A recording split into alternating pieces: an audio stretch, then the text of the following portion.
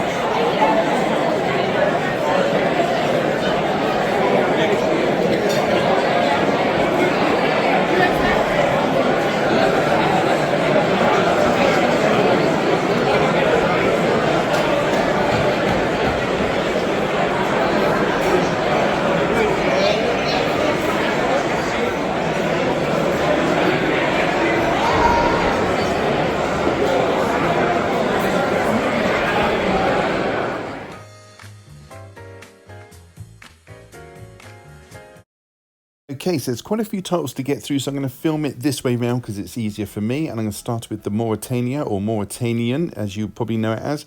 This is a legal drama about a detainee at Guantanamo Bay detention camp who was held there for 14 years.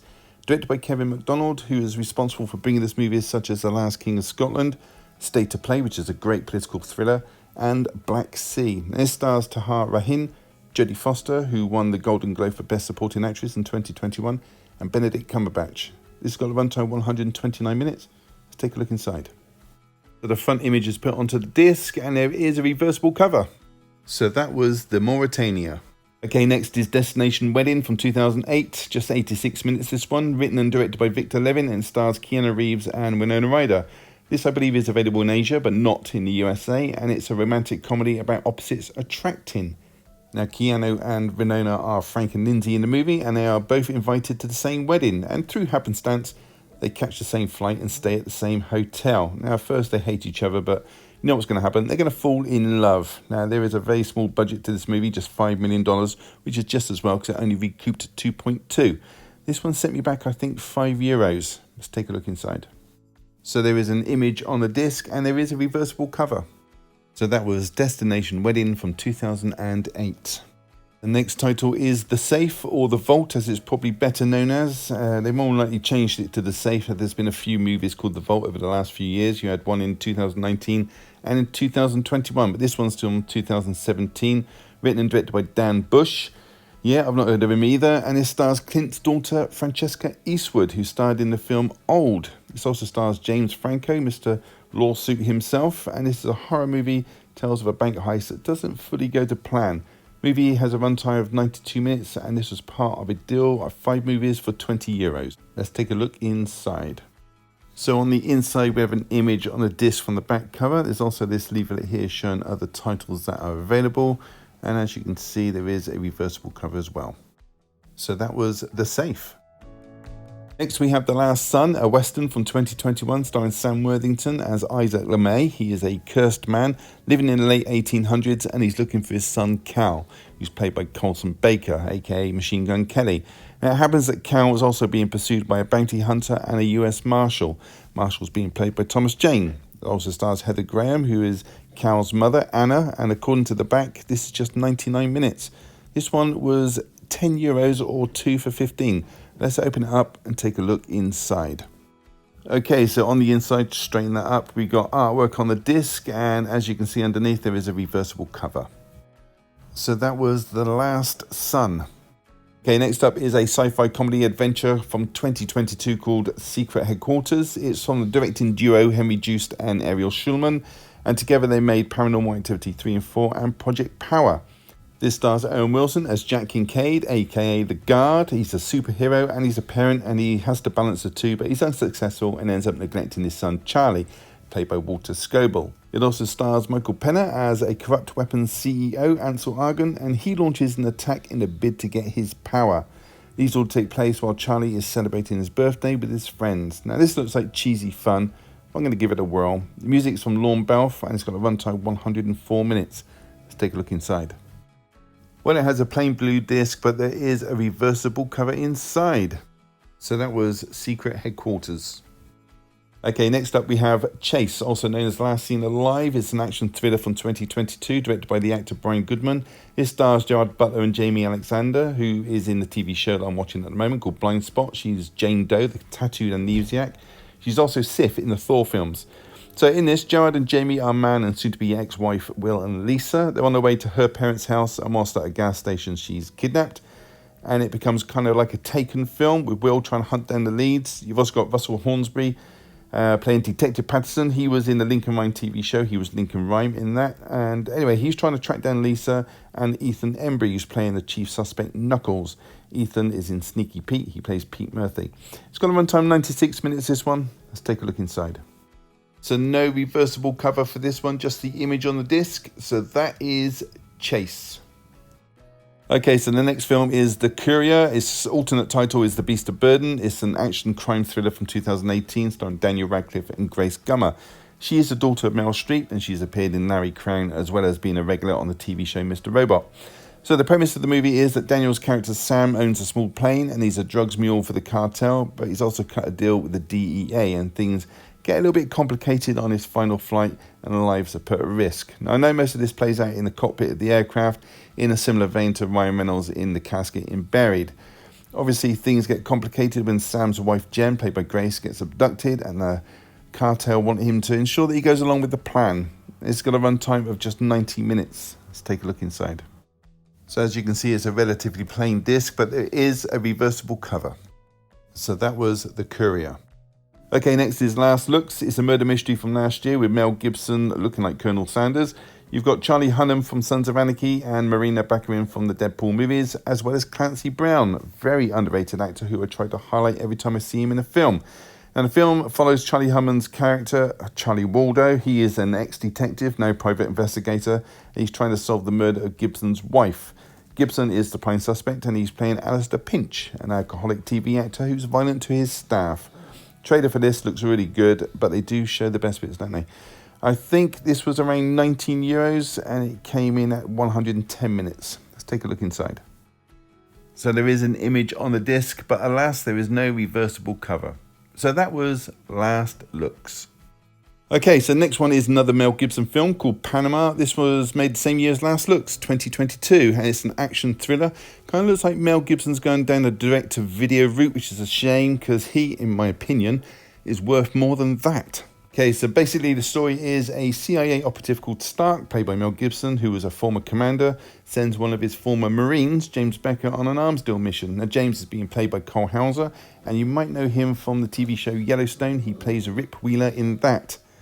Directed by Mark Neveldine, and he has made the following movies: Crank High Voltage, Ghost Rider, Spirit of Vengeance, and a few others. It's got a runtime of 98 minutes, this one. Let's take a look inside.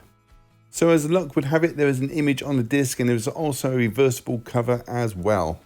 So that was Panama. Next is a biopic of Aretha Franklin with Jennifer Hudson playing the lead. Now this begins with Aretha aged 10 and the actress playing the younger Aretha Franklin is Sky Dakota. Her father in the film, C.L. Franklin, is played by Forrest Whitaker and her mother Barbara by Audra McDonald. She was in the live Disney action version of Beauty and the Beast as well as Rampart. And the movie covers 30 years of the singer's life, dealing with the loss of her mother and the eventual abusive marriage, all the while making a household name for herself. Marlon Wayans is playing the violent husband and manager Ted White. It's got a runtime 145 minutes, this one, and I think it was in the 2 for €15. Let's take a look inside. So inside we have an image on the disc and we have a reversible cover. Fantastic. So that was Respect. I don't think I mentioned that before, did I? So next is Thanks for Sharing. It's a comedy from 2012 and it's got a very good cast. You've got Mark Ruffalo, Gwyneth Paltrow, Josh Gad, Tim Robbins, Jolie Richardson and Alicia Moore, aka Pink, the singer. And this follows a bunch of sex addicts in New York as they try to control their urges and get through the 12-step program of recovery. This is directed by Stuart Blumberg, who is predominantly known for writing. For example, he wrote Keeping the Faith and The Kids Are All Right. Music is from Christopher Lennertz, whose work includes Horrible Bosses, Ride Along and Pitch Perfect 3. And this was part of the 5 for €20. Gotta say, the trailer looks fun. It's got a runtime 116 minutes. Let's take a look inside. So the image on the disc is from the front cover and there is a reversible cover as well. So that was Thanks for Sharing. So the next movie is The Doorman. It's an action thriller from 2020 starring the beautiful Ruby Rose. She is playing Ali Gorski, a former Marine who is now a doorman, or should that be door person, of the Carrington Hotel in New York. Film takes place over the Easter weekend and her Uncle Pat is murdered by the other doorman who's working undercover looking for some valuable artwork for a bunch of mercenaries led by Victor Dubois, played by Jean Reno. And to make things more complicated for Ali, her niece and nephew are there in the building at the time of the invasion, and the building is undergoing extensive renovations. Now, this is an okay movie. It's not the type of film to win any acting or screenwriting awards.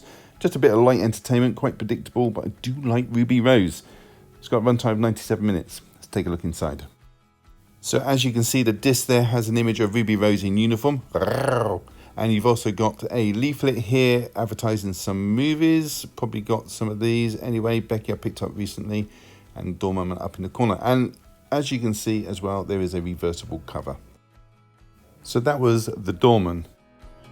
Okay, next movie is Airborne, also known as Firebirds. It's a war movie directed by David Green, who made Buster and Car Trouble. It's a military movie from 1919. It stars Nicolas Cage as Jake Preston. He's a helicopter pilot for the army who's part of a team that is in joint operations with the Drug Enforcement Agency, and they're on a mission to dismantle the cartel's operations in South America.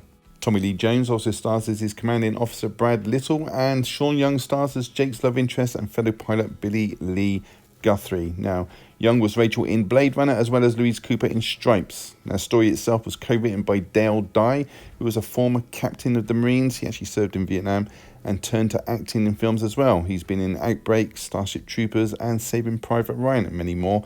Many as army officials though. It's got a runtime of 87 minutes, this one. Let's take a look inside. So as with most of these releases, there is an image on the disc and underneath there is a reversible cover as well. So that was Airborne.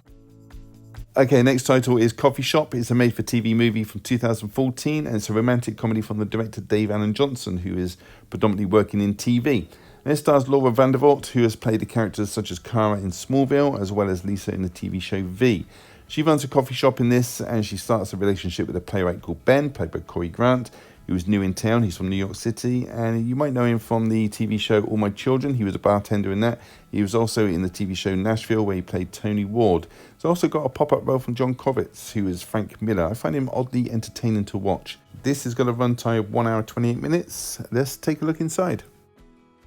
So inside there is an image on the disc, and there is a reversible cover as well. So that was Coffee Shop. Okay, so next movie is The High Note. It's a comedy from 2020 and this stars Dakota Johnson as Maggie Sherwood. She's a personal assistant to Grace Davis, played by Tracy Ellis Ross, who happens to be the real-life daughter of Diana Ross. Grace is a successful singer, but she's not made a song in years. Her manager, Jack, played by Ice Cube, wants Grace to go down the Vegas residency act, similar to what Elvis did and Frank Sinatra back in the day. Maggie wants different though. She wants Grace to have a comeback and create new material. There's a whole subplot with a long-lost son. I won't spoil it for you. It's also got Eddie Izzard and Bill Pullman. One is a singer, the other one's a DJ. Can you guess which one is which? This has got a runtime of 113 minutes. Let's take a look inside. So inside we have an image on a disc, and there is, of course, the reversible cover underneath. So that was The High Note. Okay, so the next title is On the Line, and talking of Elvis in Vegas, this thriller stars Mel Gibson as Elvis Cooney. And Elvis is a DJ working the midnight shift, and it's safe to say he's not a nice guy. In fact, whilst he's working, his family are kidnapped and held while Elvis is given the runaround, and the person calling the shots is Gary, played by Paul Spira. Now it seems he's got a gripe with Elvis and holds him responsible for the death of his previous switchboard operator. He claims that Elvis bullied her till she ended up taking her own life. It also stars Kevin Dillon, whom I've mentioned many times as he pops up in a lot of Bruce Willis films. And this one's got a runtime of 104 minutes. Let's take a look inside. So this one also comes with an image on the disc and a reversible cover. So that was Mel Gibson in On the Line. Okay, next up is a Bruce Willis movie called White Elephant. This is an action film from last year by British-born ex-stuntman and now director Jesse V. Johnson. Tends to direct what he writes, and this is no exception. Also stars Michael Rooker and John Malkovich, and it's about a former Marine trying to save an assassination target ordered by Bruce's character Arnold Solomon. This one's got a runtime of 92 minutes. Let's take a look inside. Okay, so you can see there the image from the front cover has been put onto the disc. There is also this leaflet here showing Bruce Willis films. I already have all of these, so I don't need that. And there is a reversible cover as well. So that is White Elephant. Next is Gunzer Kimbo, the uncut version of an action comedy from 2019 starring Daniel Radcliffe. Now he is Mike Lee Harris, who trolls the wrong people. He gets himself drugged and entered into a deadly game of survival, pitted against Samantha Weaving's character, Nix. Mike's also had guns surgically attached to his hands via bolts. Just 97 minutes this one. Let's take a look inside. So inside there is an image on the disc from the front cover, but no reversible artwork, so I'm just going to put up with that age logo. So that was Gunzer Kimbo. So the next film is 9/11, and this has got the alternate title of Worth, and it's a biopic of Kenneth Feinberg and his handling of the Victims' Compensation Fund regarding the 9/11 attacks. Kenneth is being played by Michael Keaton, and Stanley Tucci is playing Charles Wolfe, who was a husband to one of the many victims of that awful day in history. Also has Amy Ryan as Camille Byros, who is Kenneth's partner-in-law, and this film has a runtime 118 minutes. Let's take a look inside. So there is an image on the disc, and there is also a reversible cover as well. So that was 9/11, or Worth, as it's better known as. So next we have a 2005 comedy drama written and directed by Jim Jarmusch, and it stars Bill Murray as Don Johnston. Now Don is on a quest to track down a child that he didn't know that he had, till an anonymous letter turns up telling him so. Now his journey takes him to 4 of his previous partners, and it also stars Sharon Stone, Jessica Lange, Francis Conroy and Tilda Swinton. And let's just say it's not easy going for him. This has a runtime 101 minutes. Let's take a look inside. So the image from the front cover has been put onto the disc, and there is a reversible cover as well.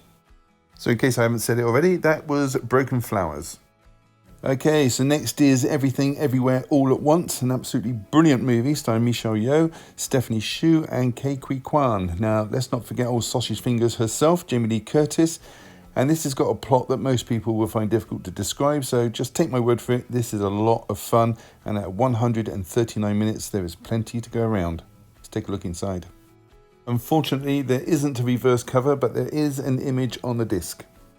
So that was Everything Everywhere All at Once.